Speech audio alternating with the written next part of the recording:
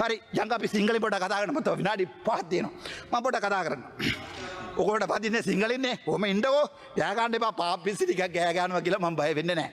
මම මේ පටන් ගන්නවා. ඔයගොල්ලෝ කිව්වා පිළිම වන්දනාව කටවාන ඉන්නකෝ සර් කිව්වා කටවාන ඉන්නවනේ.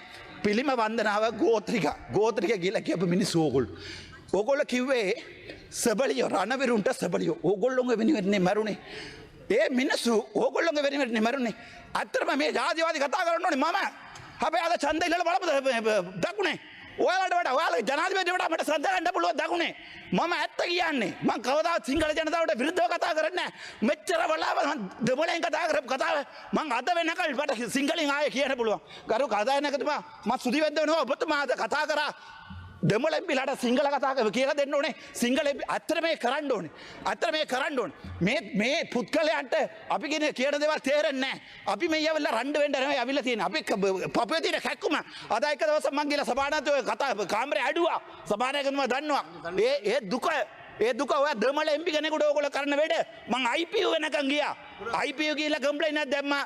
කතානායකතුමා හැබැයි මං දවසකට මේක විත්ඩ්‍රෝ කරනවා. ඒ තරම් ඕගොල්ලෝ දෙමළ මිනිහාව කොච්චර මේ පල්ලයට ගේනවද? දැන් ත්‍රිකුණාමල ගන්නකෝ අපි දෙමළ මිනිස්සු කිව්වද කියලා පුලි පිටිම අයින් කරන්න කියලා. අපි කිව්වද ඒක දාන්න කියලා. Honorable member you have another 2 minutes. Thank you sir. දාන්න තොබලා ඊට පස්සේ ඒක අයින් කරන්න තොබලා ඊට පස්සේ අනිත් උදේ කියලා දාන්න තොබලා අපි අපේ ඔළුවට වැටෙනවා. අපි කිව්වද ඔයගොල්ලෝ දාන්න කියලා. අපි කිව්වද ඔයගොල්ලෝ පිළිපදිම තියෙන්න කියලා.